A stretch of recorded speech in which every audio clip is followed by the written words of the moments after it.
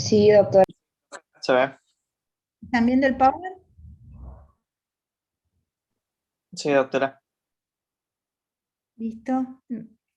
Estamos, me parece que ya estamos con la primera. Te llamo para la segunda que está fuera del, del coso. Ajá. Dale, listo, listo. Listo. Ajá, bueno, listo, listo. Dale. Besitos. Chau, chau, gracias.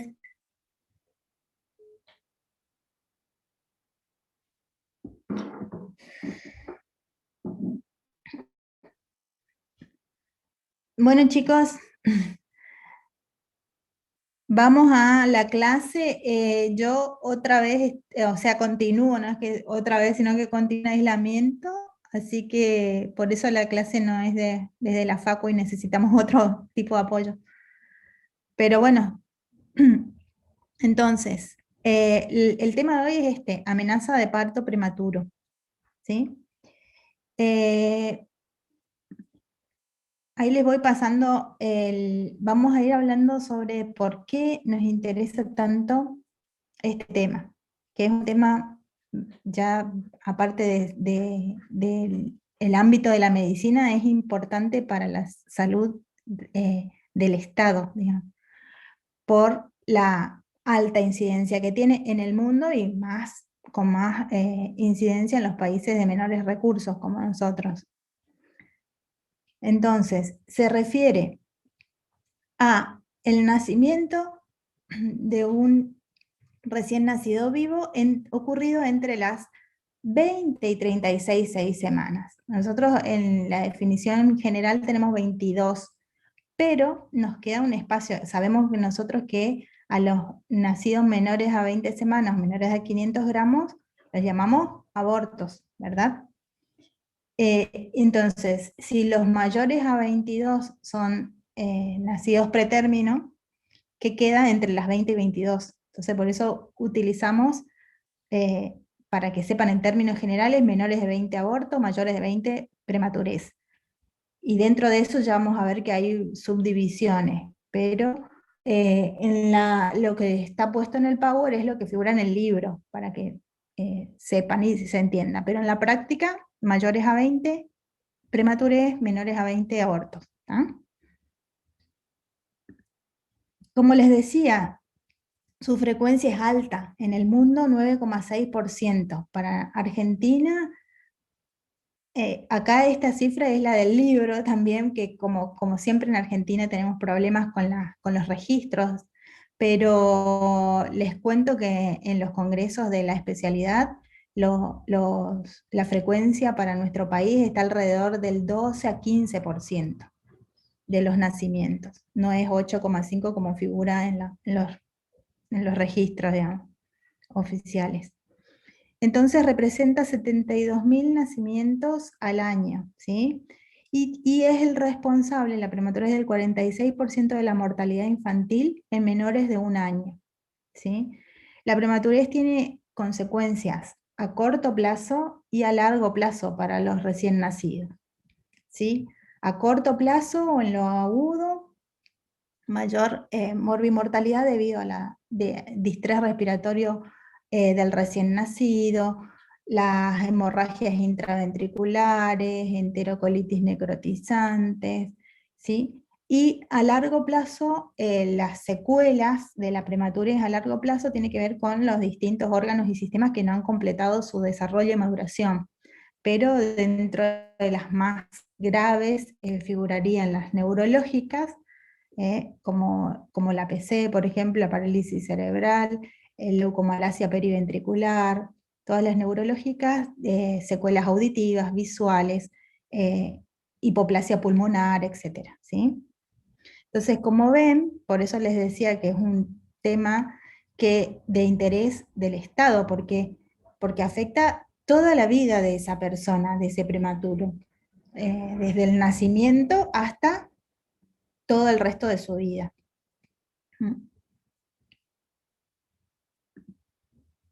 Bien, entonces, como les decía, hay una subdivisión en cuanto a el grado de prematurez.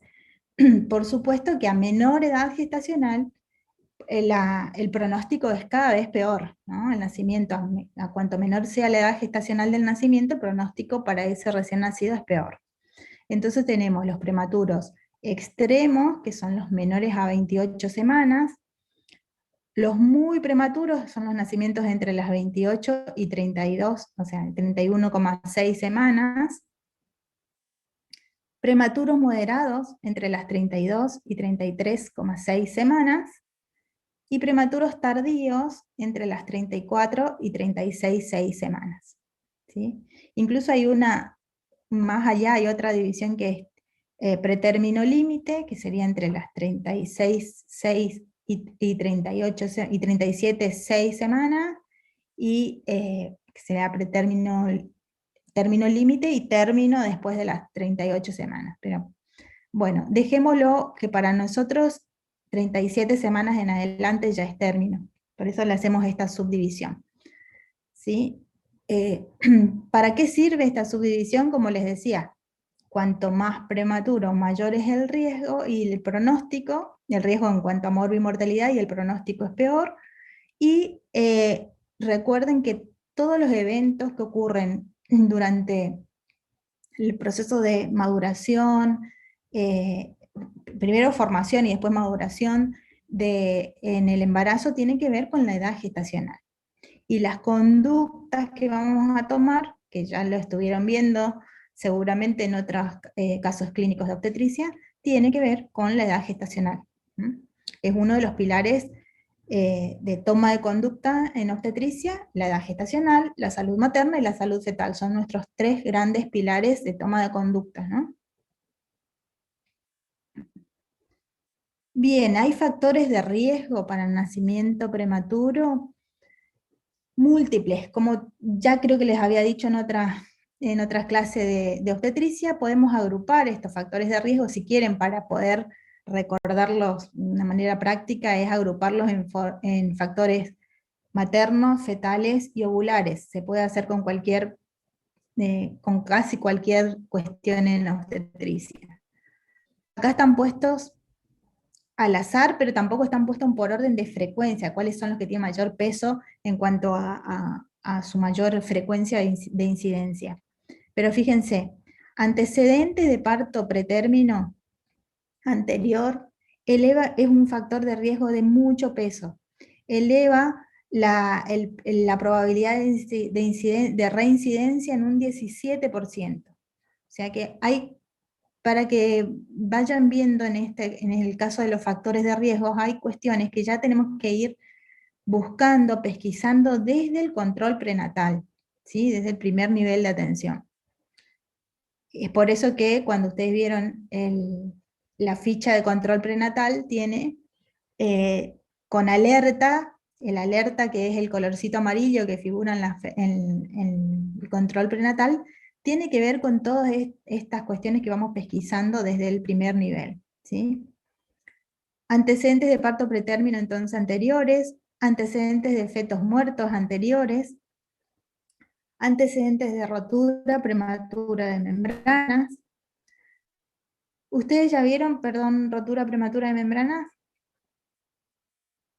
como clase? No. ¿No todavía? Bien. Porque lo que estamos hablando acá es de el parto pretérmino espontáneo, significa sin rotura prematura, porque la rotura prematura de membrana también es un factor desencadenante importante de prematurez. Pero en este caso vamos a hablar de el espontáneo, ¿sí? Sin rotura prematura de membrana.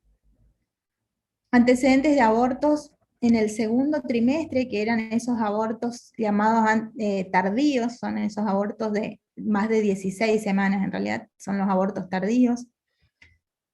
¿Por qué? A ver si van... o sea, lo que me interesa es que no solo hagan una lista de cosas que después sea difícil de recordar, sino que vayan relacionando el porqué de estas cuestiones aumentan el riesgo de prematurez. Si se acuerdan, había no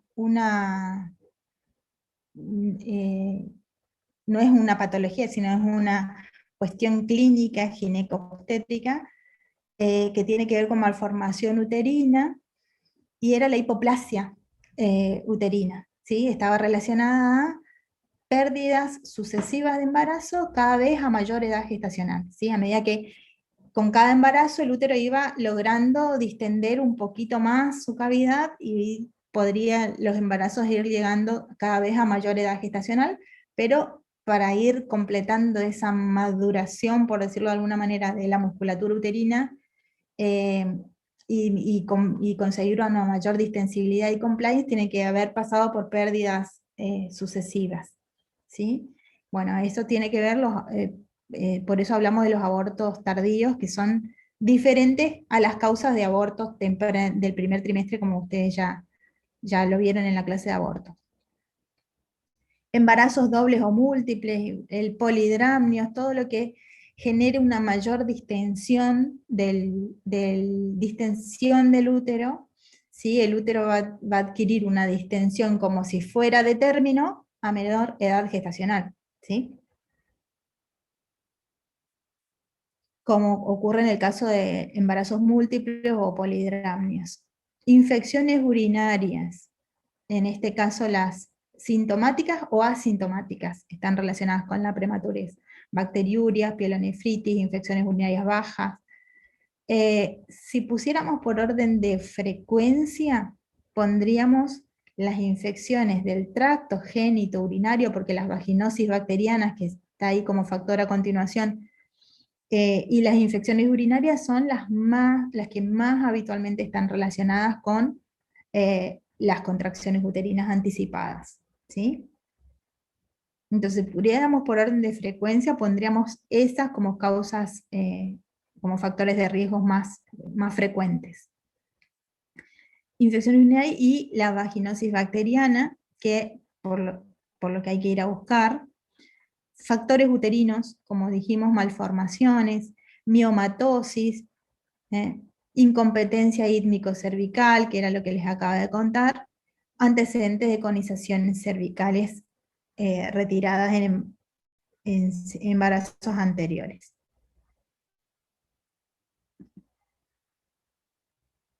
Las enfermedades de transmisión sexual, antecedentes, ¿no?, de enfermedades de transmisión sexual, las edades maternas extremas, que acá dice menores de 18, mayores a 40, pero en la ficha de control prenatal están menores de 15, mayores a 35. Índice de masa corporal materno inicial bajo, o sea, menor al percentilo 10, es una mamá que arranca el embarazo con desnutrición, y también es un factor de riesgo la que no cumple con el aumento progresivo de la curva esperada para ese embarazo, ¿sí? No solo que comienza un embarazo con desnutrición materna, que puede ser esa mamá con menor a 45 kilos, o la que no cumple con su ganancia esperada durante el embarazo. Metrorragias del primero y segundo trimestre, las adicciones como el tabaquismo, alcoholismo, abuso de sustancias tóxicas. Como ven, bueno, el del tabaquismo ya saben que es factor de riesgo para múltiples patologías, todas las que tienen que ver con el daño endotelial que genera el tabaco, y recuerden que estamos hablando de la placenta y que tiene una superficie de endotelial enorme, ¿sí? También recuerden que estas cuestiones no son dosis dependientes, ¿sí? El riesgo que genera el tabaco, el alcohol y las otras sustancias no son dosis dependientes. El estrés físico, psicológico o emocional, ¿sí? Las condiciones sean familiares o laborales. Los antecedentes de reproducción asistida pueden ser por embarazo múltiple o único, inclusive el embarazo único tiene mayor riesgo de prematurez si fue concebido por reproducción asistida. Intervenciones quirúrgicas abdominales durante el embarazo. creo que ya les había comentado en otra clase, creo, pero bueno, a la embarazada le puede pasar lo mismo que a cualquier persona. Puede tener su apendicitis, puede tener su colecistitis durante el embarazo, y eso puede necesitar una intervención quirúrgica abdominal de urgencia, y eso es causas, depende de la edad gestacional en la que ocurra el evento, ¿no? Bajo nivel socioeconómico, por las condiciones que dijimos, familiares y laborales, y la etnia afroamericana. Bueno, ya vimos lo riesgoso que es la prematurez, por qué afecta la morbimortalidad neonatal, y vimos los factores de riesgo. Ahora, ¿qué hacer? Hay distintos niveles de prevención, ¿no? La prevención primaria se refiere a todas aquellas acciones que se realicen a fin de eliminar o disminuir los factores de riesgo de la población general sin antecedentes de nacimiento pretérmino, ¿sí? Las intervenciones se desarrollan entonces en la etapa preconcepcional o en el embarazo. En cuanto a el nivel de prevención secundaria, son las acciones de diagnóstico y prevención tempranos que ya las realizamos sobre las personas con riesgo demostrado, es decir, aquellas pacientes que ya tienen un antecedente de nacimiento prematuro o presentan otros factores de riesgo para el actual embarazo.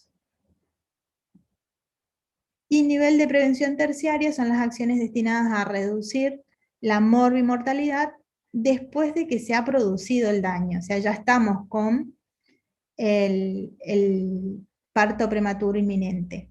Es decir, una vez que se ha desencadenado la amenaza de parto prematuro o el trabajo de parto prematuro.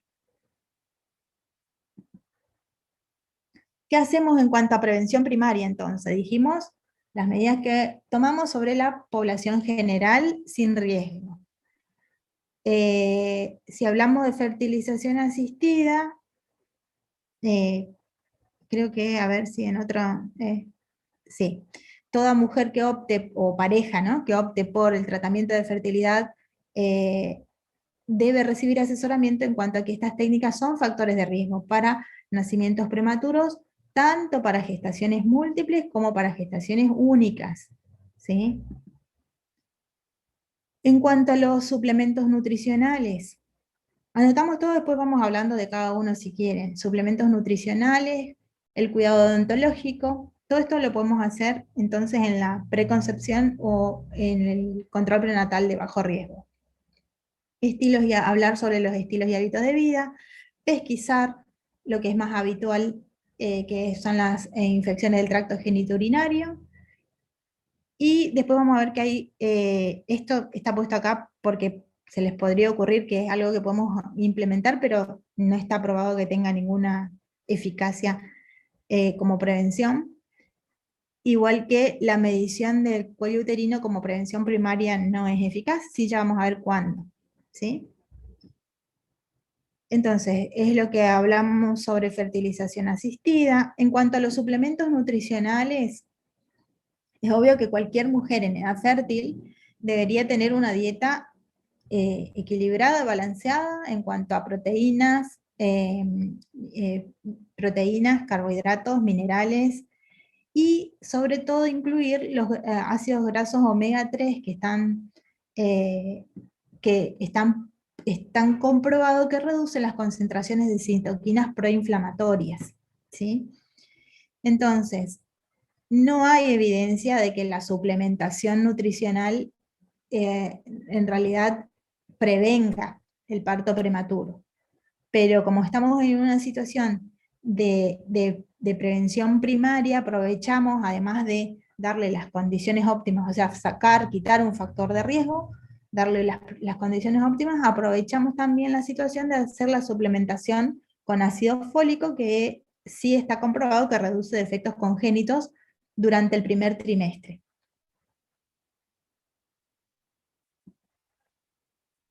En cuanto al cuidado odontológico, sí, el riesgo de prematurez se asocia con la gravedad de la enfermedad periodontal.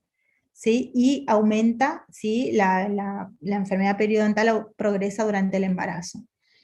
Entonces, ¿por qué? Porque hay, hay siembra hematógena de los patógenos microbianos orales al tracto genital, ¿sí? Ya lo van a ver también como factor de riesgo de rotura prematura de membranas, por la misma cuestión. Entonces, ¿qué podemos hacer desde la prevención primaria?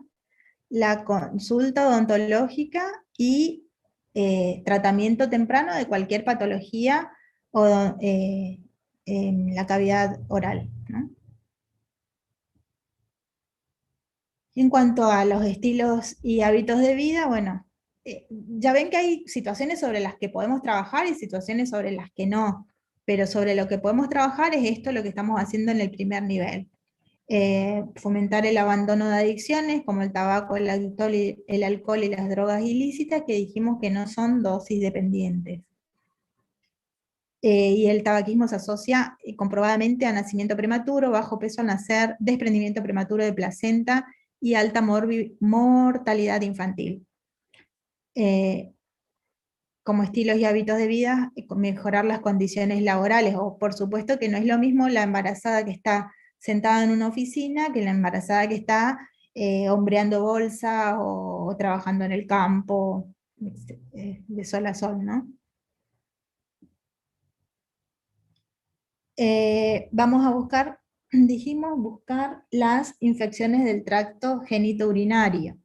Entonces, el urocultivo se solicita como control prenatal de rutina ya en el primer trimestre, ¿sí? Alrededor, lo ideal es antes de las 12 semanas, para tratar precozmente ya que se asocia a parto prematuro.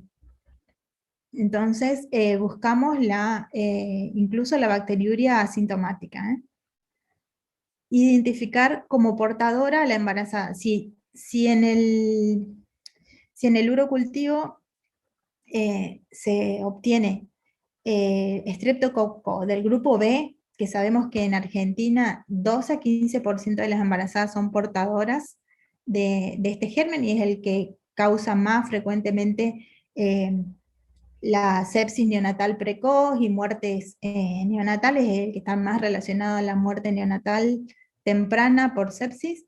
Eh, si ya la identificamos como positiva para este germen, aparte de tratarlo tempranamente, la vamos a dejar en el protocolo para la profilaxis durante el trabajo de parto, ¿sí? O sea, una cosa es lo que hacemos cuando está comenzando el embarazo y durante el control prenatal, pero ya sabemos que esta mamá es portadora y ya la dejamos para protocolo de profilaxis intraparto, ¿sí? ¿Me van siguiendo hasta ahí? También pesquisamos la vaginosis bacteriana, o sea que hacemos un exudado vaginal, que es así como el urocultivo, es la pesquisa de, lo utilizamos para la pesquisa de la dibacteriosis, y el tratamiento temprano, ¿sí? La detectamos y el tratamiento es con metronidazol de 500 miligramos vía oral cada 12 horas durante 7 días. Puede ser también clindamicina 300 miligramos cada 12 horas también durante 7 días. Y recuerden que estamos hablando de la vaginosis o disbacteriosis, no sé cómo lo habrán visto en gineco, que no es necesario hacerle a la pareja, ¿sí? Sí, el tratamiento es a la paciente solamente. No es, o sea, si bien usamos metronidazol, no estamos hablando de la tricomoniasis ni la infección estamos hablando por el complejo gamma o Gardnerella. Bien, en cuanto al examen digital que les había dicho que por ahí se nos ocurría que qué podemos hacer, por ahí pesquisar a todo el mundo con examen digital, o sea, con el tacto vaginal para ver si hay acortamiento cervical, pero no ha demostrado para la gente que no tiene, para la población sin riesgo, no ha demostrado que sea una práctica efectiva, ¿sí?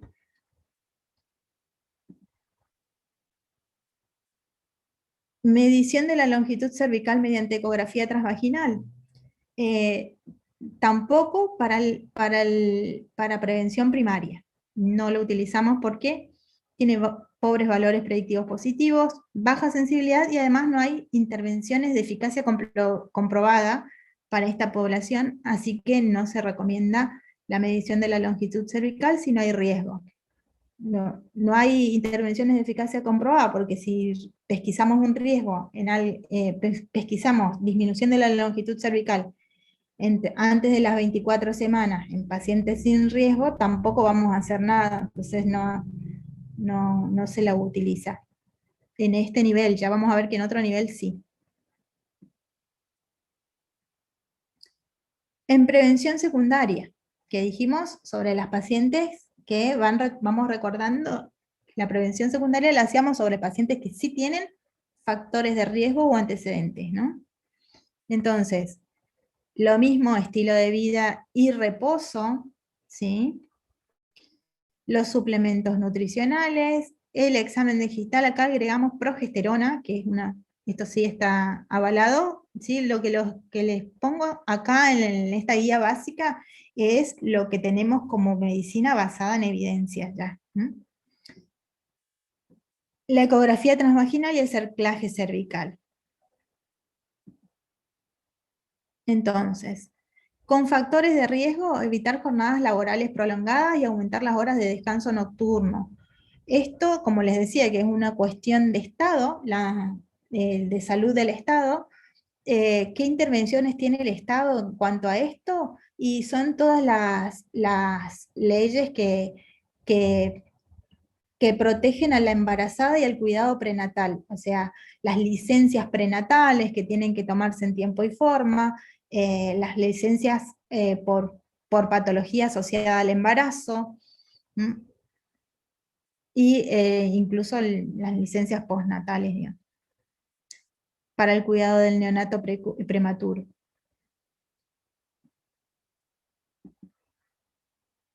En cuanto a los suplementos nutricionales, en el segundo, es prevención secundaria, entonces lo que dijimos, recomendar la alimentación balanceada en proteínas, vitaminas y minerales, incluyendo los ácidos grasos omega 3. No protege, dijimos, no hay evidencia comprobada de que prevenga, pero sumamos cosas. Bien. El examen o tacto vaginal, el examen digital, no hay evidencia que el tacto rutinario en pacientes con factores de riesgo, pero asintomáticas, resulte beneficioso. No lo hacemos en la asintomática, recuerden. Ahora, la progesterona en prevención secundaria. Si la progesterona sí está avalada y está normatizada su utilización en la prevención de partos prematuros.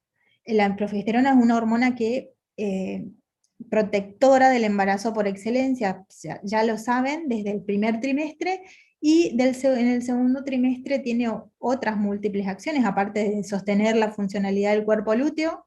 En el segundo trimestre ya tiene acciones sobre el miometrio, suprime los genes contráctiles, promueve la relajación, igual que, aparte de toda la musculatura lisa, o sea, por lo tanto la musculatura uterina, del tracto urinario, del tracto digestivo, etc. Suprime las citoquinas y prostaglandinas de la respuesta a la oxitocina, y se relaciona su descenso en el segundo trimestre con el desencadenamiento de parto prematuro.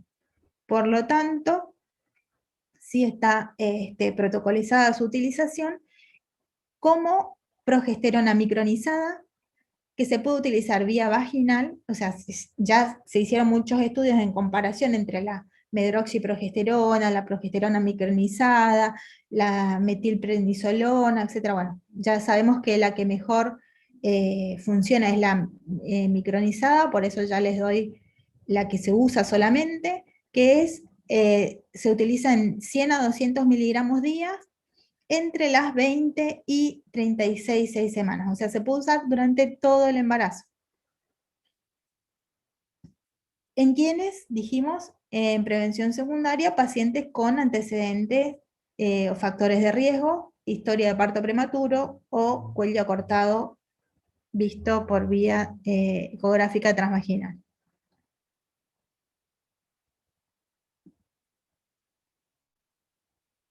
La ecografía transvaginal para la que tiene factores de riesgo. Acá estamos hablando de prevención secundaria. Su utilización en forma seriada entre las 16 y 20 semanas puede predecir el parto prematuro antes de las 34 semanas en pacientes con riesgo. ¿Sí? Entonces, ahí es donde tienen que recalcar cuando utilizamos la ecografía, la medición de la longitud cervical vista por ecografía transvaginal. Lo que mide la ecografía transvaginal es la refringencia que tiene, ¿se acuerdan el moco progestacional, el moco obstructivo, ese moco que formaba el tapón mucoso del cuello? Bueno, eso es lo que se mide, o sea, la longitud que hay desde el OCI al OCE, la medición de la refringencia que genera ese moco. Esa es la longitud cervical. Y los criterios que utilizamos como puntos límites serían menores a 25 milímetros antes de las 28 semanas, ¿sí? O sea, un cuello acortado menor a 25 milímetros antes de las 28 semanas, menor a 20 milímetros entre las 28 y 32 semanas, o menor a 15 milímetros a las 32 semanas o más. ¿Sí? Cuanto mayor es la edad gestacional, una menor longitud cervical es mayor predictor positivo para parto prematuro. ¿Sí? ¿Entienden eso? Más baja la edad gestacional, el cuello más largo. Más alta la edad gestacional, el cuello cada vez más corto, es un predictor positivo. ¿Sí? Si les cuesta trabajo recordar las distintas clasificaciones, pongan como punto de corte 2,5 milímetros. 2,5 milímetros es punto de corte de la longitud cervical. Menor a eso, predictor positivo, más riesgo de prematurez sería. ¿Sí?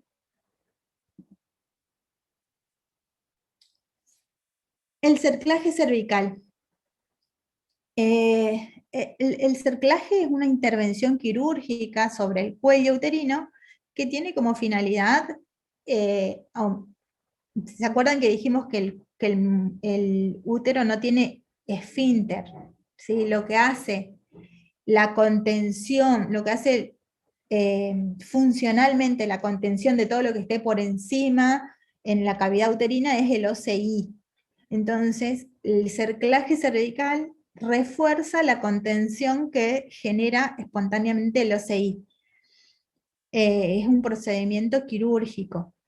Y se lo recomienda hacer en mujeres con 3 o más partos prematuros antes de las 37 semanas, o pérdidas fetales del segundo trimestre de la gestación, que dijimos que eran esos abortos tardíos, ¿sí? Que tienen que ver, habíamos dicho, con la incompetencia ítmico-cervical de la hipoplasia uterina, ¿sí? Cuanto más, ¿por qué abortos tardíos? Porque el peso que va adquiriendo el embarazo en el al final del primer trimestre o al inicio del segundo trimestre, es tal que vence la resistencia que pueda tener el orificio cervical interno.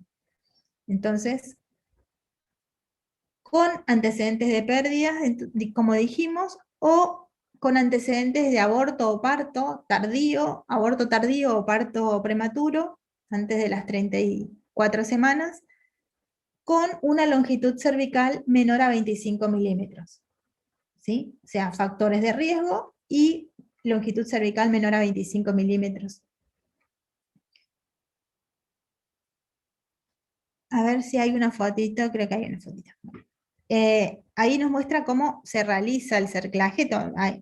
El cerclaje, entonces, nunca lo realizamos en el primer trimestre, porque por ahí se preguntarían por qué ya, si sabemos que tuvo pérdidas sucesivas de embarazos anteriores, porque ya no le hacemos ni bien queda embarazada.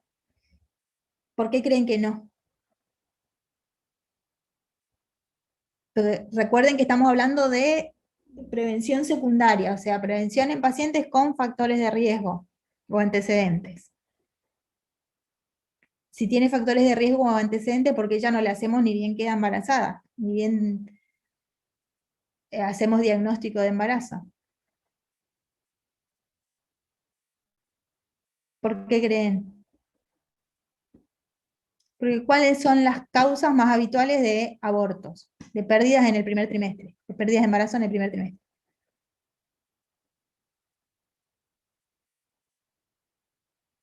¿Cuáles son las causas más habituales? ¿Ustedes ya vieron o no?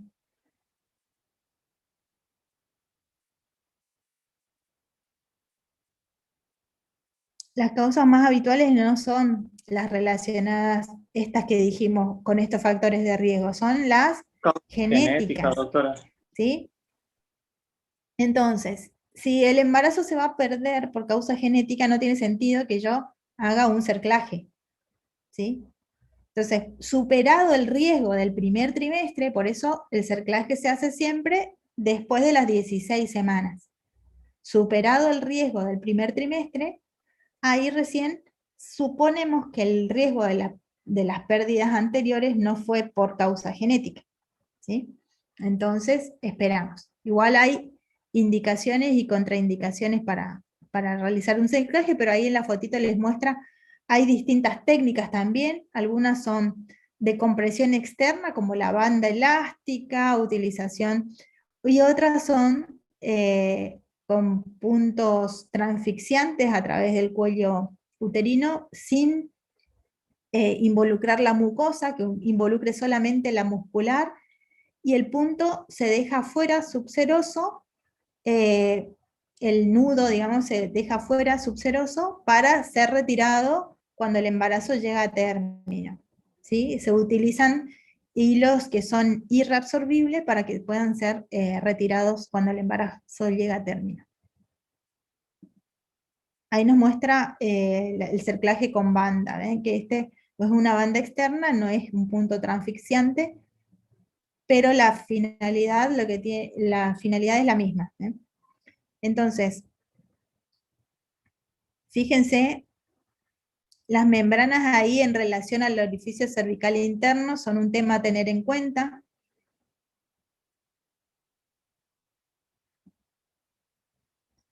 Ya que las contraindicaciones para un cerclaje son que esté en trabajo de parto activo, o sea, dijimos que no tenga una dilatación cervical mayor a ¿cuánto es trabajo de parto activo? 4 centímetros. 4 centímetros, doctora. Exactamente. Que si hay evidencia clínica de corioamnionitis, o sea, de infección de las membranas o líquido amniótico, eso contraindica cualquier situación de cerclaje. Si hay sangrado vaginal activo, ¿sí? Hasta que no hagamos el diagnóstico de cuál es la causa del sangrado, está contraindicado el cerclaje. Rotura prematura de membranas contraindica un cerclaje. Si hay compromiso de la salud fetal, ¿sí? Si el riesgo de prematurez tiene que ver con una situación que compromete la salud fetal, o sea, el parto prematuro se va a hacer porque tiene una condición fetal que afecta a su salud, no es una contraindicación al cerclaje, ¿sí? Significa que el feto va a estar mejor afuera que adentro, o no tiene, o es incompatible con la vida. Malformaciones fetales que sean incompatibles con la vida, o muerte fetal. Obviamente, si tenemos una muerte fetal, ¿por qué vamos a estar haciendo un cerclaje? ¿Sí? Esto recuerden como contraindicaciones, que son preguntas muy obvias, pero que tienen que tenerlas en cuenta cuando son situaciones de examen y tal, que le preguntan estas cosas tan obvias que no nos acordamos. Bien, vamos a la prevención terciaria, Agora uma que pergunta. sería, sí, ¿El cerclaje aumenta el riesgo de un desgarro del cuello? sí, tiene, a ver, desgarro del cuello si te referís al momento del parto, ¿a eso te referís? Sí, ¿A lo que sí, pueda sí. pasar después durante el parto? En general, no está comprobado que aumente eso. Lo que sí, se lo retira cuando llega a término para que no empiece con las contracciones efectivas de parto con el cuello con cerclaje. O sea, imagínense que no retiremos el cerclaje y la paciente comience con las contracciones efectivas y tiene el cerclaje transfixiante. Eso sí va a romper el cuello. Pero si se lo retira cuando el embarazo llega a término, la vía de terminación después será la vía de terminación que corresponda a ese embarazo. O sea, no por el hecho de haber tenido cerclaje cambia la vía de terminación del embarazo. Puede tener perfectamente un parto vaginal con el cerclaje retirado. Si el cerclaje permanece sin retirarse, por supuesto que sí va a romper el cuello. Profe, ¿Se entendió? Sí. ¿y el pesario se usa acá en Argentina o no? No para esto. No para esto porque fíjate que el pesario tiene relación con el descenso del piso pelviano, ¿sí? Pero no para, para No, aumentar una eficacia de contención en el orificio cervical interno, que es lo que queremos. Ah, ¿Sí? bueno, gracias. Bien. ¿Qué medidas tomamos como prevención terciaria? Que sería, cuando dijimos que era una prevención terciaria, son las acciones sobre ya el problema instalado. O sea, tenemos una amenaza de parto prematuro o un trabajo de parto prematuro, ¿no? Bueno, el test de fibronectina, que es algo que, bueno, ahora les voy a explicar con más detalle, pero no existe, no está disponible en todos los servicios, no es accesible fácilmente, es caro, pero para el servicio que lo tiene y lo dispone, es algo que de rutina podemos hacer. Tenemos que hacer el diagnóstico clínico de dónde estamos exactamente parados en cuanto a diagnosticar una amenaza de parto pretérmino, y si ya tenemos el diagnóstico, ¿qué hacemos en consecuencia?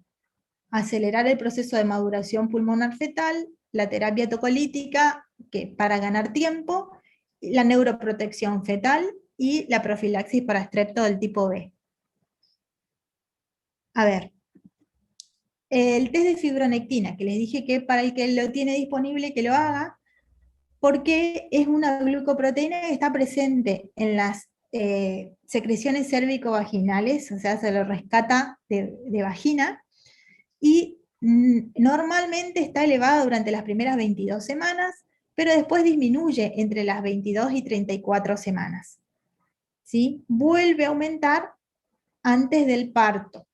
O sea que niveles que estén mayores o iguales a 50 miligramos, o sea, aumentadas, fíjense, niveles aumentados en la edad gestacional en la que debería estar disminuida, porque su nivel aumentado indica que hay movilización de la membrana, que hay contracciones que están movilizando las membranas y se libera esta glucoproteína. ¿Sí? Entonces, niveles mayores o iguales a 50 nanogramos por mililitros a partir de las 22 semanas se asocia a parto prematuro. Su principal valor es como predictivo negativo, o sea, más que como predictivo positivo, que como predictivo positivo, ¿cuál teníamos? La medición de la longitud cervical por ecografía transvaginal. Dijimos que tenía alto valor predictivo positivo. Punto de corte, 2,5 milímetros. ¿Sí? Un cuello acortado, menos de 2,5, al mayor riesgo de parto prematuro. ¿Está? So, valor predictivo positivo. Este tiene alto valor predictivo negativo, o sea, nos da tranquilidad. Si no hay fibronectina aumentada, nos da una tranquilidad de que es poco probable que se produzca un parto prematuro, por lo menos en los siguientes 15 días. ¿Sí? Ha realizado el test. ¿Sí? Esto evita, por ahí, intervenciones innecesarias. ¿Sí? Porque las intervenciones que hagamos para nada es gratuito, ¿no? Todas las intervenciones que hagamos para evitar la prematurez también tienen efectos colaterales sobre la madre y sobre el feto, ¿sí? Entonces por ahí evita intervenciones innecesarias. A ver, ¿cuáles son las indicaciones y contraindicaciones para la toma de fibronectina fetal? Con lo que sabemos hasta ahora. Indicaciones: si hay sintomatología de amenaza de parto prematuro, si la gestación se encuentra entre las 24 y 34 semanas, y si la dilatación cervical es menor a 3 centímetros, o sea, y que está con membranas íntegras.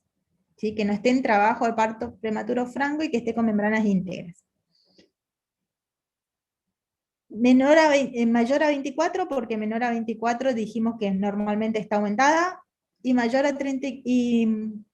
menor a 34 semanas, porque mayor a 34 otra vez vuelve a aumentar espontáneamente. ¿Ah? Y como contraindicaciones, las edades gestacionales, que exista ruptura de membranas, que la dilatación sea mayor a 3 centímetros, o sea que esté en trabajo de parto activo, y si si habíamos hecho en este embarazo cerclaje cervical o hay sangrado genital activo, también contraindica, porque dijimos que es una glucoproteína que está en las membranas, y el cerclaje cervical es irritativo a nivel de las membranas, ¿sí? Entonces me va a dar positivo un falso positivo.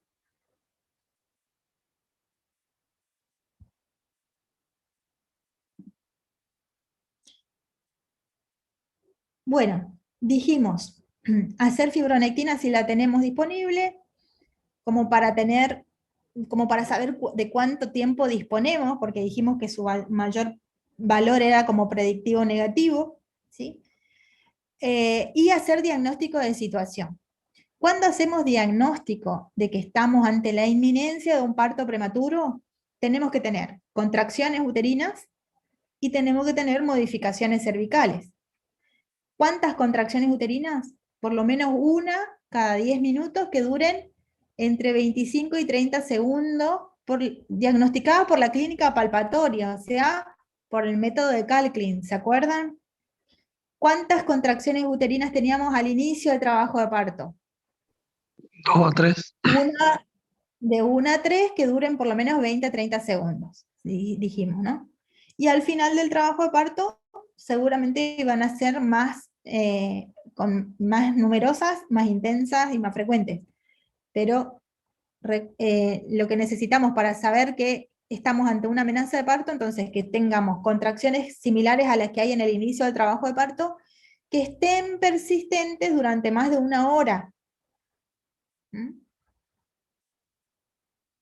Y que estas contracciones generen modificaciones cervicales.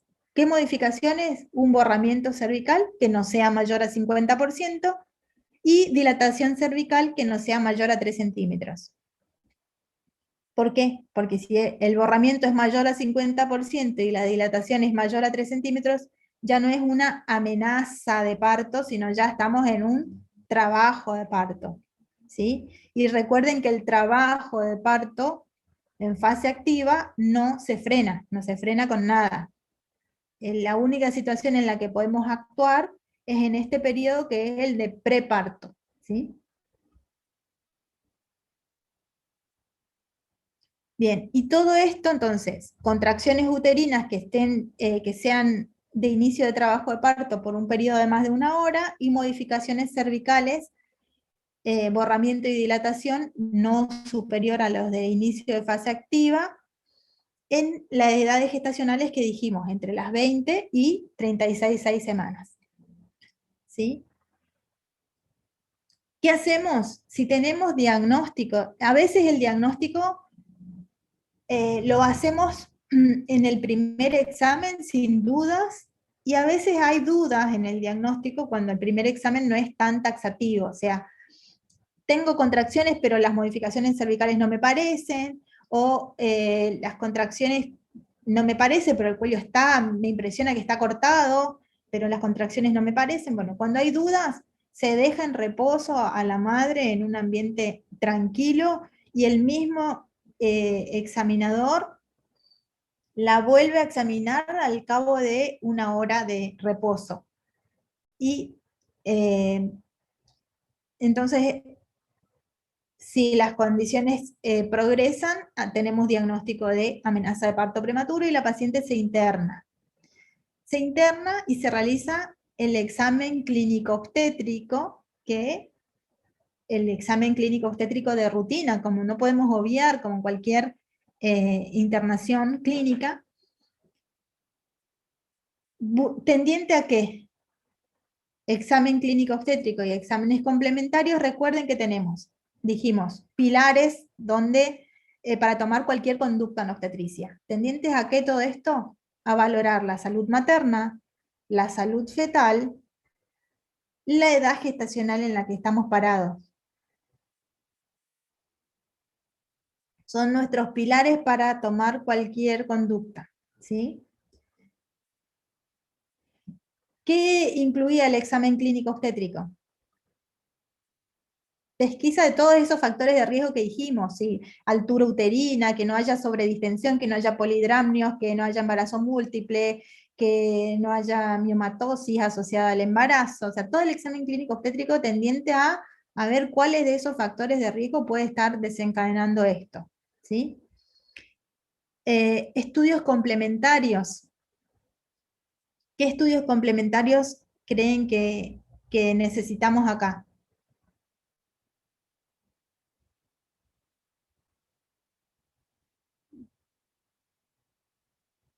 ¿Qué estudios complementarios haríamos?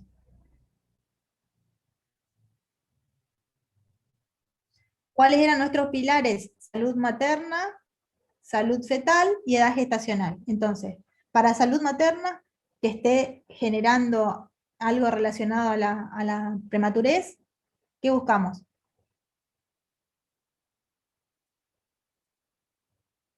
Chicos, ¿qué estudios complementarios le Laboratorio, pedirían? doctora, un laboratorio Ajá, que para incluya ver qué algún cosa. tipo de glóbulos blancos para descartar infecciones. Dijimos, lo más Orina habitual completa. eran las infecciones del tracto genitourinario. Entonces vamos a buscar ahí urocultivo, Sí, orina completa, hemograma con fórmula, recuento de blancos. ¿Mm? ¿Qué otro examen complementario pedirían? ¿Cómo sé si Ecografía. tiene Una eco. una ecografía? ¿Cómo sé si tiene una miomatosis uterina y embarazo, malformación uterina y embarazo? Si tiene la implantación de la placenta en un área que no es la adecuada. Entonces, descartar otras causas de amenaza de parto prematuro, y además, ¿para qué más la ecografía? Que dijimos, salud materna, salud fetal y edad gestacional. Ya está. Gestacional. Entonces, ajustar todos los valores de biometría para valorar con más exactitud posible la edad gestacional. ¿Sí? Recuerden que esos son valores de biometría más el grado de madurez pulmonar, cantidad de líquido amniótico, un montón de datos que necesitamos para ajustar lo más posible el cálculo de edad gestacional. Que siempre recuerden que tiene su probabilidad de error el cálculo de edad gestacional por ecografía. Sin embargo, nuestra conducta, fíjense que es semana a semana cambia. Así que es lo importante que valoremos lo más ajustadamente esa edad gestacional. Entonces, internamos, hacemos el examen clínico obstétrico, pedimos los estudios complementarios, valoramos la salud fetal, que era otro de nuestros pilares. ¿Cómo valoramos la salud fetal? Una cosa es vitalidad. Vitalidad es feto vivo, tengo feto vivo o feto muerto. Eso es vitalidad. Y otra cosa es salud fetal, bienestar fetal. ¿Cómo valoro el bienestar fetal?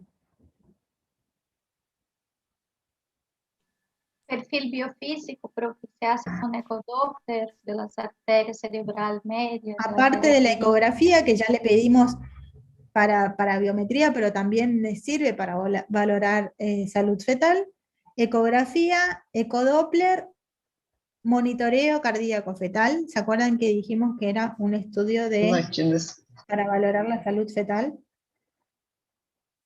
Entonces, ecografía, ecodoppler, monitoreo y movidograma en muchos, que el registro de los movimientos fetales también está catalogado como un marcador de salud o bienestar fetal. Notificas al servicio de neonatología. Los actores más importantes en esta cuestión, no solo somos nosotros que vamos a tratar de evitar la prematurez, pero a veces cuando es inevitable tenemos que saber, porque hay factores sobre los que no podemos actuar, tenemos que saber con qué neonatología contamos en el lugar donde estamos trabajando, ¿sí? Cada neonatología tiene su piso, sería su límite de edad gestacional para recepción, ¿sí? Entonces, lo ideal es que ese nacimiento ocurra en el lugar que tiene que ocurrir por la complejidad que tenga ese lugar. Si yo sé que la neonatología de Santo Tomé Corrientes recibe de 34 semanas para arriba, 33 semanas para arriba, y tengo una amenaza de parto prematuro de 30 semanas, lo más probable es que lo que quiera yo en esta situación es ganar tiempo para el traslado de esa paciente al lugar que tenga la complejidad adecuada para 30 semanas. ¿Se entiende? No es lo mismo que nazca y que sea trasladado el recién nacido, por más incubadora de alta complejidad que tengan, las condiciones extrauterinas no son las mismas. La mejor incubadora de traslado es el ambiente materno. Entonces, lo que queremos lograr es que nazca en el lugar que tenga que nacer con la complejidad adecuada para esa edad gestacional. ¿Ah? Entonces, para eso tenemos que sí o sí notificar al servicio de neonatología. Y reposo en cama. ¿Vamos hasta ahí lo que hacemos con la paciente en internación?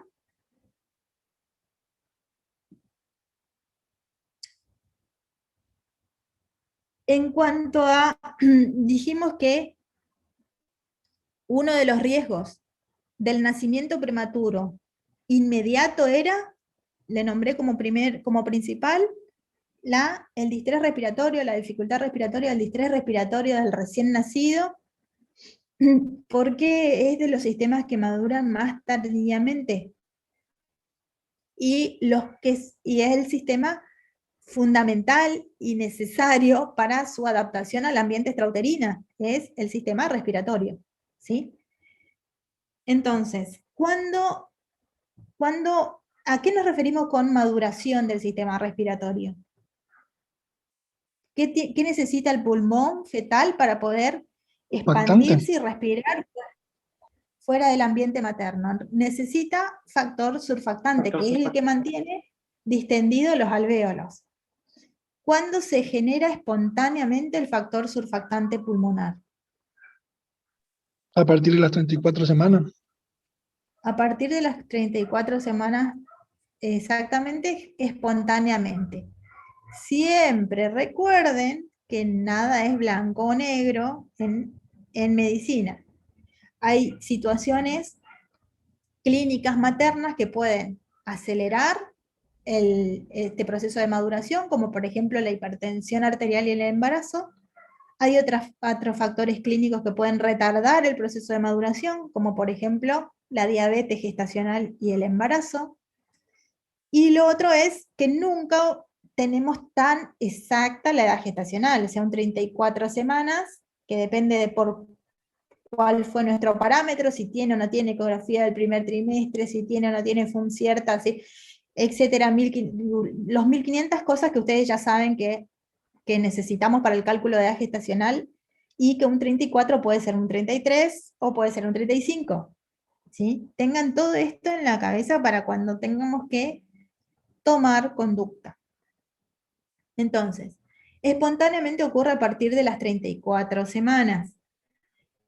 Entonces, por eso está comprobado que los corticoides dados en forma antenatal disminuyen la morbimortalidad neonatal por síndrome de distrés respiratorio.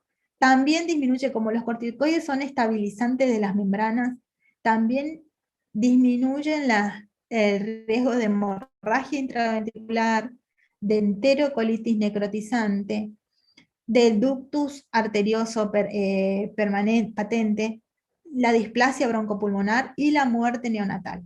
O sea, si yo no sé que no voy a tener el tiempo suficiente para que sea efectiva la maduración pulmonar fetal, porque para que sea efectiva, como cualquier hormona esteroide, los glucocorticoides son esteroides.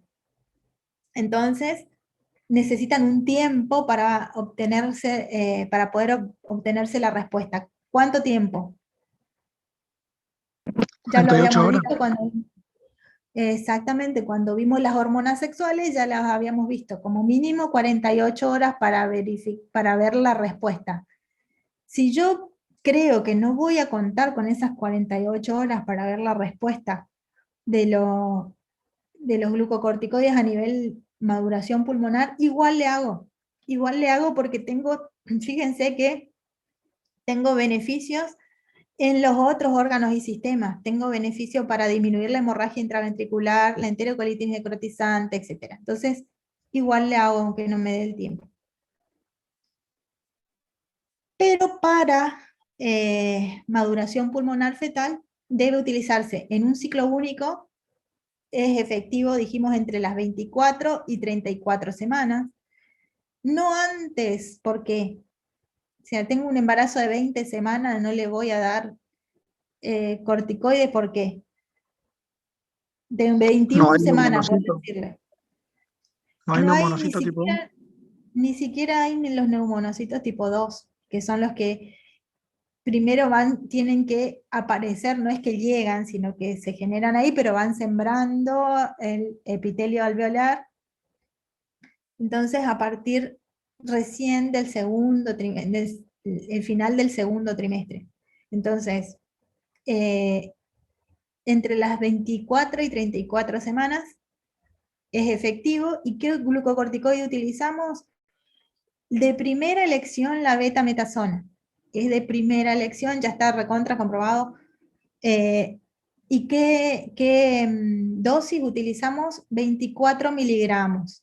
Estos 24 miligramos los dividimos en ampollas de 12 miligramos, que traen 6 miligramos de fosfato y 6 de acetato de betametasona, y esas 12 miligramos hacemos 1 por día. O sea, en 2 días completamos los 24 miligramos. ¿Está? Ese es el esquema más beneficioso. 12 miligramos cada 24 horas, o sea que en 2 días completamos 24 miligramos. Pero, si yo veo que no está siendo efectivo mi intervención en cuanto a ganar tiempo, y la paciente por ahí continúa con contracciones uterinas, no estamos pudiendo hacer efectiva la tocólisis, podemos utilizar el esquema más acortado, que es 12 miligramos cada 12 horas, y logramos 24 miligramos en 24 horas. ¿Sí? Ese es un esquema alternativo, pero el de elección entonces, 12 miligramos día, y en 2 días logramos 24 miligramos. Alternativo, si veo que no voy a tener tiempo, 12 miligramos cada 12 y acortamos en 24 horas. Si no hay betametasona, de segunda opción es la dexametasona. Y la dexametasona entonces de segunda opción. Vienen en ampollas de 6 y de 8 miligramos la dexametasona. Entonces, depende de lo que tenga en el lugar, tengo que llegar a 24 miligramos. Entonces, si son ampollas de 6, sería cada 12 horas, 4 dosis. Y si son ampollas de 8, serían 3 dosis. ¿Sí? igual hay que llegar a 24 miligramos. ¿Se entendió? Bien.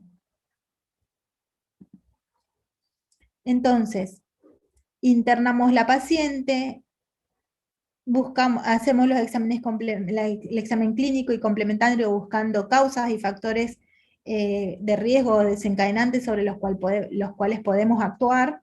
Supónganse, encontramos una infección urinaria, actuamos sobre la infección urinaria, ¿sí?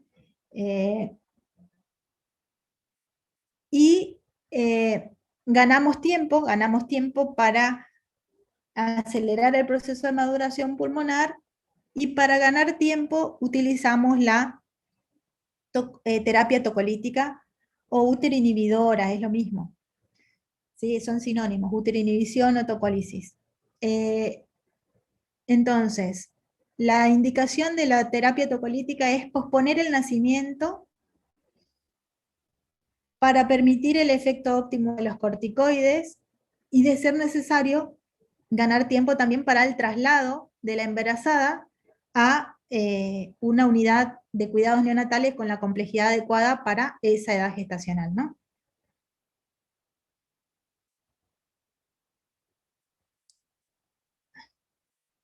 Hay un chico que no sé cómo se llama, que está con, no sé si tiene una foto puesta frisada, y ni siquiera parpadean, está con los auriculares.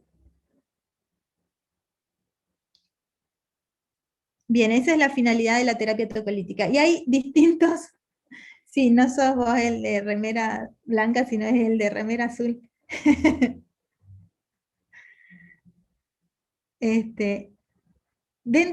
Para la terapia tocolítica hay varios grupos de drogas que podemos utilizar. Esto también no es algo que sea normatizado, todos los servicios usen la misma cosa, porque va a depender de lo que disponga cada servicio en cada lugar. Entonces yo les voy a decir lo que más utilizamos, que no significa que sea lo mejor o lo más bueno o lo de primera elección, sino que es lo que hay y lo que tenemos disponible. Muchas veces es porque es lo que hay en Argentina, muchas veces es porque es lo más barato, por distintas razones, pero ¿con qué contamos para realizar tocólisis? Cualquier droga que finalmente actúe en la cantidad de calcio intracelular funcionaría como útero inhibidor. Ustedes saben, para que exista una contracción en un músculo liso, tiene que haber calcio dentro de la célula. En cualquier músculo, pero en este caso estamos hablando del músculo uterino. ¿Sí? Entonces, cualquier medicamento que por distintas vías actúe en ese nivel va a lograr ese efecto tocolítico. Y dentro de estos grupos de medicamentos tenemos los beta-miméticos o beta-2 agonistas. En realidad, beta-miméticos porque los que hay en Argentina, bueno, dentro de este grupo tenemos la ritodrine, el ritodrine, que sería, si elijo beta-mimético sería de primera elección, porque son los que tienen más efecto sobre los beta-2, pero no está disponible. Estuvo en un tiempo y ahora ya no se consigue en Argentina. Otro de este grupo es la isoxsuprina, que es la que más se consigue, pero la isoxsuprina tiene efecto también sobre los beta-1, más sobre los beta-1. Entonces, los efectos colaterales que vamos a ver también son mayores. Terbutalina, exoprenalina, fenoterol, todos son del mismo grupo, pero los que utilizamos dentro de los beta-miméticos más accesibles es la isoxsuprina, ¿sí? Y la isoxsuprina, ¿cómo la utilizamos? Viene en ampollas de 10 miligramos, y la utilizamos en 50 miligramos en 500 de dextrosa, o sea, 5 ampollas en 500 de dextrosa. Iniciamos a 10 gotas por minuto.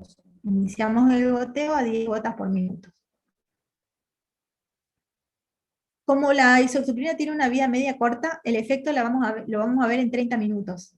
¿Cuál era nuestro efecto? ¿Qué es lo que estamos buscando? La uteroinhibición, o sea, que cedan las contracciones. Entonces, método de Calclin, mano en el abdomen materno, viendo cuántas contracciones y cuánto duran. A los 30 minutos de haber puesto el goteo a 10 gotas, volvemos a controlar. Si las contracciones continúan, puedo doblar el goteo, puedo aumentar el goteo. Y así sucesivamente hasta lograr el efecto deseado. ¿Puedo seguir aumentando indefinidamente el goteo? No, porque los efectos colaterales van a ser un freno. ¿Sí? Los efectos colaterales de los betamiméticos son, sobre todo, lo vamos a ver a nivel cardiovascular. Taquicardia, hipotensión, taquipnea. Entonces, eso va a ser nuestro límite, ¿sí? Recuerden que tenemos salud materna, salud fetal, para manejar en cuanto también los efectos colaterales de las drogas. Si, supónganse que no logro el objetivo con esta droga que tuve de primera elección, puedo asociar otro medicamento, pero que actúe por otro mecanismo. ¿Sí? Si estoy usando una isoxsuprina, no voy a usar más salbutamol o más ritodrine, porque actúan por el mismo mecanismo. ¿Sí? Si estoy usando isoxsuprina, elegiré otra droga que actúe por otro mecanismo. Por ejemplo, otra opción es, que sí también hay, a veces no hay, está disponible, pero está normatizada su uso como uteroinhibidores, los bloqueantes cálcicos, ¿sí? La nifedipina, que ahora hay dificultad en conseguirla de 10 miligramos vía oral. Nunca es la nifedipina de uso sublingual, no queremos lograr, o sea, lo que queremos evitar es una hipotensión brusca, severa. Eso no es lo que queremos buscar. Lo que queremos buscar es el efecto uteroinhibición de la disminución del calcio intracelular lento, ¿sí? Recuerden que la placenta es un área de baja resistencia que no se puede quedar sin aporte porque es mayor el riesgo que el beneficio en ese caso, ¿sí? Y la nifedipina, ¿cómo se utiliza? En 20 miligramos de ataque y después 10 miligramos cada 12 horas, vía oral. ¿Sí? Igual con todas las precauciones de que estoy usando un hipotensor, o sea, la paciente tiene que estar en decúbito lateral izquierdo, bien hidratada, etcétera, ¿sí? Con todas las precauciones. ¿Qué otro uteroinhibidor podemos utilizar? La indometacina. La indometacina es inhibidor de las prostaglandinas y la utilizamos con este fin por vía supositorios, transrectal sería, que vienen de 100 miligramos, 50 y de 100 miligramos. ¿Qué precauciones? Tiene su condición de uso. No podemos utilizarlo más allá de las 34 semanas. Indometacina no más allá de las 34 semanas, porque genera una persistencia del ductus permeable, ¿sí? No podemos utilizar más allá de 48, 72 horas a lo sumo, pero no más allá de 48 horas, porque es irritativo, genera una proctitis, la paciente va a estar con tenesmo y dolor, no vamos a ver si son contracciones o son efectos de la indometacina. Tiene otras contraindicaciones que tienen que, por ejemplo, no se puede utilizar con membranas rotas, bueno, acá estamos hablando del parto prematuro espontáneo, pero sepan que en la rotura prematura de membrana también contraindica porque tiene un efecto termogénico, la indometacina. Entonces no vamos a saber si está con fiebre porque está infectada, está con una coriomionitis o por la indometacina, ¿sí? Pero bueno, si no, les dije las condiciones de uso, pero si si se puede dar porque el embarazo es menor a 34 semanas y no tiene otra contraindicación, es un grupo alternativo. Y M75, supositorios de 100 miligramos. ¿Sí? Una pregunta, doctora. Sí. La indomethacina sería de acuerdo con la eco, como si hay un encurtamiento del cuello y ahí sí usa la indomethacina, o no No, no, sería no. para No tiene inhibir que ver. Es un útero inhibidor. Cuando vos haces diagnóstico de amenaza de parto prematuro, tenés una serie de drogas que puedes utilizar para lo que dijimos, ganar tiempo para maduración, etcétera. O sea, no tiene que ver, vos ya hiciste diagnóstico de edad gestacional y ya sabés que tenés un cuadro clínico de amenaza de parto prematuro. Ahora, ¿con qué cuento? Si tenés contraindicación para usar betamiméticos, por ejemplo, ¿en qué situaciones no puedo usar betamiméticos? Si estoy con sangrado genital activo, ¿sí? En caso de metrorragia, no puedo usar los betamiméticos porque dijimos que los efectos colaterales eran más hipotensión, más aumenta el sangrado, más taquicardia. No puedo usar, busco otra cosa. Entonces, ¿en qué situaciones iría la indometacina? Si estoy con un embarazo, que tengo contraindicación a otro grupo de drogas y tengo un embarazo menor a 34 semanas y no tengo otra contraindicación a la indometacina. ¿Está? ¿Se Bueno, gracias. entiende? Sí, Bien. Después van a ver que hay contraindicaciones a cada grupo de drogas, o sea, por ejemplo, como lo que les dije recién, hay situaciones en las que no puedo usar betamiméticos, por ejemplo, metrorragia, por ejemplo, glaucoma de ángulo cerrado, por ejemplo, tormenta tiroidea, hipertiroidismo, porque recuerden que los efectos eh, colaterales de los betamiméticos, taquicardia, taquipnea, ¿sí? Le aumento todo con los betamiméticos. Sí, tenemos de primera elección lo que tenemos, pero si hay contraindicaciones ahí, voy buscando otro grupo de drogas que me pueda ayudar, ¿sí? Dijimos, qué otras drogas? Nifedipina, indometacina, el atosiban. Si el atosiban es un antagonista de los receptores de oxitocina. Receptores de oxitocina hay solamente en el útero, ya no hay en otro lado. Entonces sería lo ideal, porque no tiene mayores efectos colaterales sobre la madre ni sobre el feto. Si hay y está disponible, sería de primera elección. Pero el inconveniente es ese, que a veces no es tan accesible.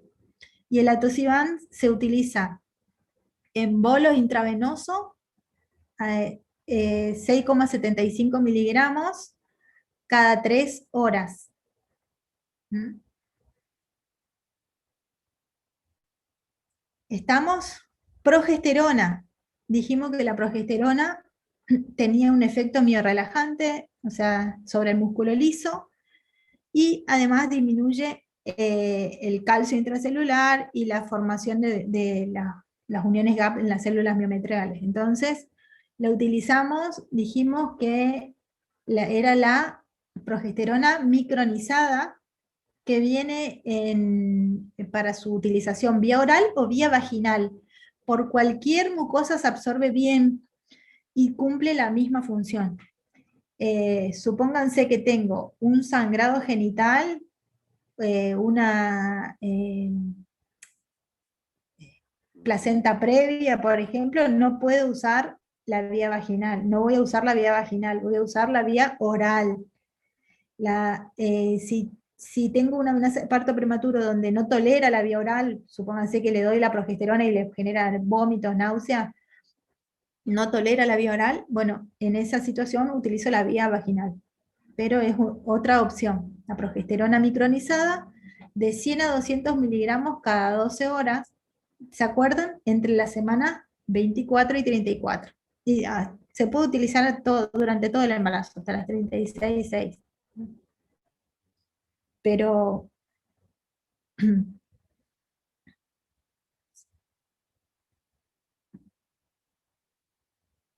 bueno, ahí les recuerda lo que hablamos sobre los betamiméticos. La isoprenalina dijimos que era de primera elección, si está disponible, pero no hay en Argentina ahora. Y después, segunda línea, la isoxuprina, que es lo que les expliqué cómo se utilizaba.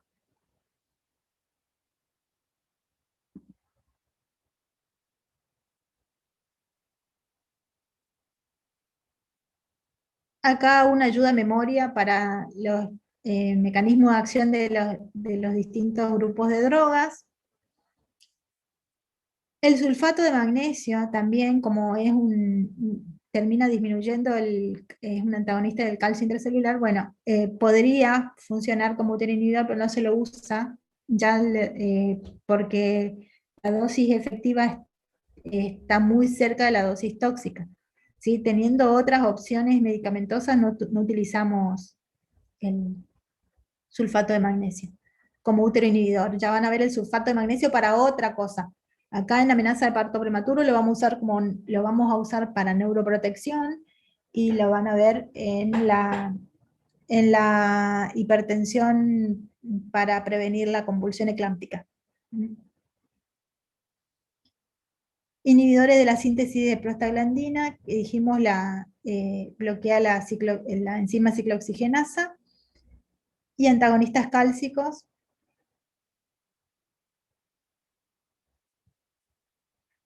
que ya hablamos también.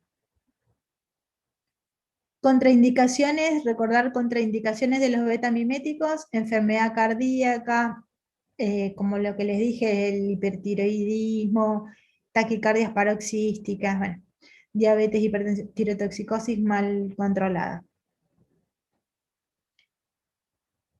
Contraindicaciones de la indometacina: hemorragia digestiva, la edad gestacional, recuerden, no mayor a 34 semanas. Contraindicaciones de la nifedipina, enfermedad hepática materna.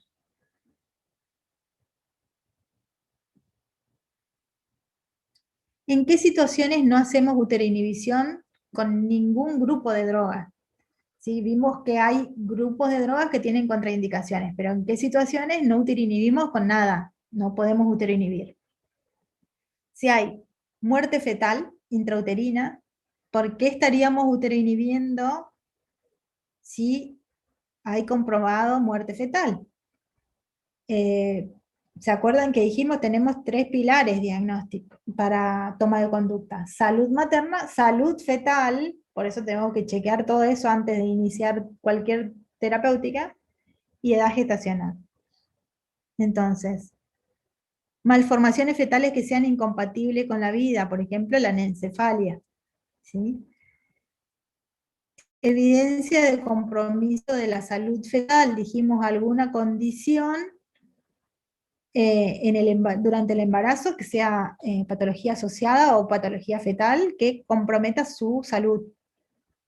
Retardo de crecimiento intrauterino severo o detención del crecimiento intrauterino. Corioamnionitis, infección de las membranas, placenta y líquido amniótico. Preeclampsia severa o eclampsia. Hemorragia severa materna, desprendimiento prematuro de placenta. Si estoy en trabajo de parto franco, o sea, fase activa del trabajo de parto, o que existan contraindicaciones para la tocólisis materna, o sea, alguna condición clínica materna que contraindique la tocólisis. ¿Sí? Bien, esas son las contraindicaciones de uteroinhibición en general.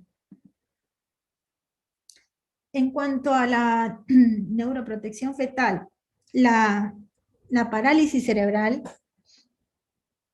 tiene una incidencia de 2,6 por 1000 nacimientos, y es la responsable de las secuelas motoras más importantes en los prematuros, en los sobrevivientes prematuros, digamos. Entonces, cualquier acción que disminuya esta incidencia va a ser efectiva para prevenir esas secuelas neurológicas importantes en la vida de los prematuros sobrevivientes, ¿sí? Está probada que la administración de sulfato de magnesio es beneficioso es una intervención segura en cuanto a costo-beneficio y es beneficioso para reducir el riesgo de parálisis cerebral, protegiendo la función motora gruesa en los niños nacidos prematuramente. Y su beneficio se extiende a las edades gestacionales menor a 32 semanas. Entonces eran los muy prematuros o prematuros extremos son los que más se benefician con la neuroprotección. ¿Cómo lo hacemos? Entonces, cuando hay inminencia de parto prematuro, la dosis de ataque tiene una dosis de ataque y una dosis de mantenimiento. Es la misma que vamos a utilizar para la eclampsia, así que lo van a volver a ver. La dosis de ataque son 5 gramos, 4 ampollas de 5 mililitros al 25% en 100 centímetros cúbicos de dextrosa a pasar en 30 minutos. Y la dosis de mantenimiento es 1 gramo hora. ¿Sí? Para lograr 1 gramo hora son 8 ampollas de 10 mililitros en 500 de dextrosa a un goteo de 7 gotas por minuto. Si tengo microgoteo, que serían 21 gotas por minuto, y lo ideal es bomba de infusión, pero no. ¿Por qué? Porque acá ya tenemos el riesgo de la intoxicación por sulfato que hay que prevenir, y para eso los criterios clínicos de control estricto, control del reflejo rotuliano, control de los ingresos y egresos, o sea, cuanto más oligúrica esté la paciente, mayor su concentración en sangre, así que hay que controlar ingresos y egresos. La paciente, siempre que esté con sulfato de magnesio, tiene que estar sondada. Control de la frecuencia respiratoria y control del reflejo rotuliano, que son los primeros parámetros clínicos que se alteran antes del paro cardiorrespiratorio en asistolia.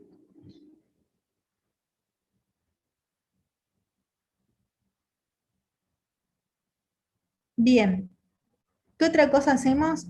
Ganamos tiempo, hacemos uteroinhibición, ya vimos con qué opciones tenemos, hacemos maduración pulmonar fetal, aceleramos el proceso de maduración pulmonar fetal, hacemos la neuroprotección para los muy prematuros o prematuros extremos, y la profilaxis para infección por estrepto de tipo B es intraparto. ¿Por qué? Porque dijimos que hay 12 a 15% de portadoras en nuestras embarazadas, pero que el feto los va a adquirir ese germen cuando pase por el canal del parto, o sea, durante el periodo expulsivo. Entonces, no hacemos antes la profilaxis, la hacemos durante el trabajo de parto. ¿Y en qué situaciones, si no tenemos, si contamos, si ya sabemos, porque tuvo un urocultivo anterior, donde sabemos que es portadora, ya la ponemos en profilaxis para el parto. Pero si no sabemos, una paciente desconocida, no tiene cultivos anteriores, ¿en qué situaciones hacemos profilaxis? Cuando hay fiebre durante el trabajo, hay un trabajo de parto activo pretérmino. Cuando hay fiebre durante el trabajo de parto, temperatura axilar mayor a 38 grados, de causa desconocida, por supuesto. Si hay rotura prematura de membrana de más de 18 horas, si ya tenía bacteriuria positiva para estrepto conocido por cultivo anterior, o antecedentes de nacimiento prematuro con sepsis neonatal por estrepto tipo B. En esas situaciones hacemos entonces la profilaxis durante el trabajo de parto. Como se hace con penicilina, penicilina G, 5 millones endovenosa al inicio, y luego 2.500.000 endovenoso cada 4 horas hasta el parto.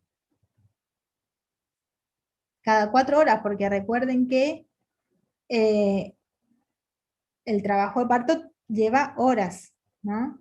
Entonces, desde los 4 centímetros hasta el parto, cada 4 horas. Si la paciente llega con un trabajo de parto prematuro, ya con dilatación avanzada, supónganse 33 semanas con 6 centímetros de dilatación.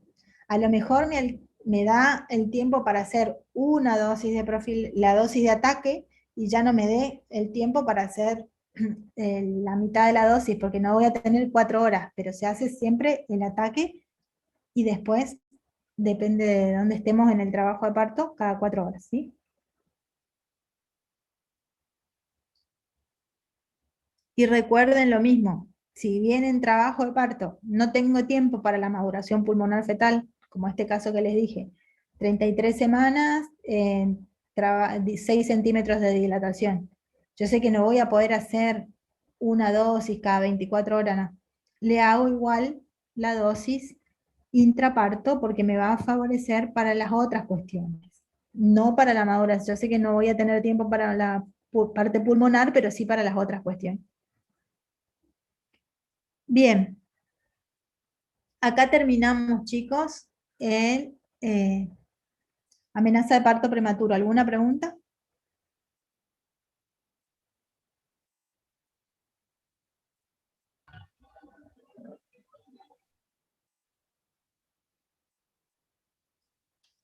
¿Todo bien? Bueno, chicos, yo tengo otra clase a las 12. O sea, me vino otro link de Zoom para las 12, es otra clase. ¿Ustedes tienen lo mismo?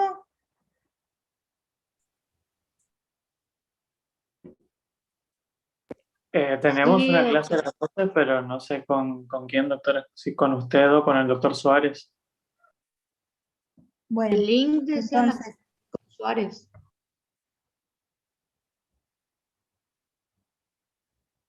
bueno, yo me voy a estar conectando a las 12 y vemos, porque a mí me dieron un link también para esa hora. Sí, a nosotros nos faltaría, a esa hora, si no viene el doctor Suárez, daremos hemorragia de la segunda mitad de la gestación. ¿Está bien? Bueno, doctora, muchas gracias. Los Gracias, veo a las 12. Gracias. Chamorro, me parece que es el que tiene su foto frisada.